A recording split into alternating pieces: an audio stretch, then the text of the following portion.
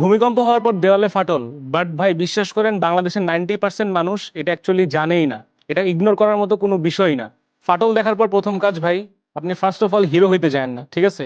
এটা কিন্তু খুবই সিরিয়াস একটা বিষয়। অ্যান্ড মোস্ট ইম্পর্টেন্টলি এখানে কিন্তু আমাদের emergency service, 999, fire service department আর রাজুক, এই তিনটা খুব অ্যাক্টিভলি আমাদের এইসব বিষয় নিয়ে কাজ করে।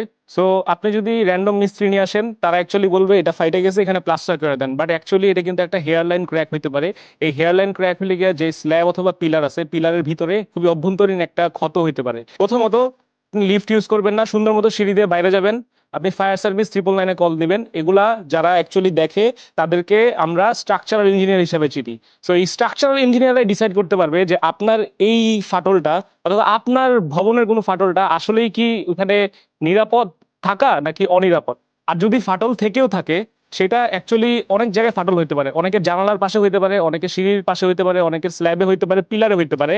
এন্ড এগুলো সবগুলাই স্ট্রাকচারাল ক্র্যাক নামে পরিচিত, যেগুলো শুধুমাত্র এই ইঞ্জিনিয়াররাই একদম মানে প্রপারলি এক্সামিন করে আপনাকে বলতে পারবে যে এটার অ্যাকচুয়ালি স্ট্যাটাসটা কেমন।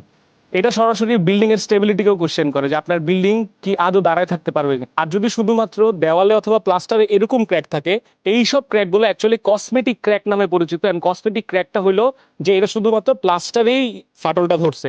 এন্ড এটাও কিন্তু আপনি একদম প্রপার একটা ইঞ্জিনিয়ার ছাড়া, সার্টিফাইড ইঞ্জিনিয়ার ছাড়া এটা কিন্তু বুঝার কোনো ওয়ে নাই। সো এটা কিন্তু ভেরি ভেরি ইম্পর্টেন্ট থিং যাদের যাদের বাসায় অথবা ভবনে।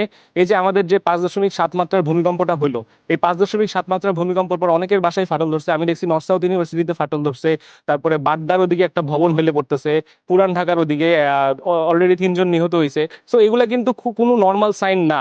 ফাটল দেখলেই সবার আগে 999-এ কল দিবেন, ফায়ার সার্ভিস ডিপার্টমেন্টকে জানাবেন, এবং তারাই আসবে। এবং ফায়ার সার্ভিস ডিপার্টমেন্ট আসার পরেই ওরা ভবনটাকে মার্ক করবে রেড, ইয়েলো, গ্রিন। রেড মানে ওখানে থাকা আর পসিবল না, ওইটা যে কোনো সময় ধসে পড়বে।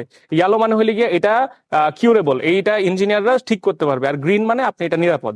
সো অবশ্যই এটা 999-এ ফোন দিয়ে জানাবেন। ফাটল হালকা ভেবে বসে থাকলেই হবে না, কারণ জীবন কিন্তু একটাই। সো লাইফস্টাইল পরে, সেফটি আগে। Thank you.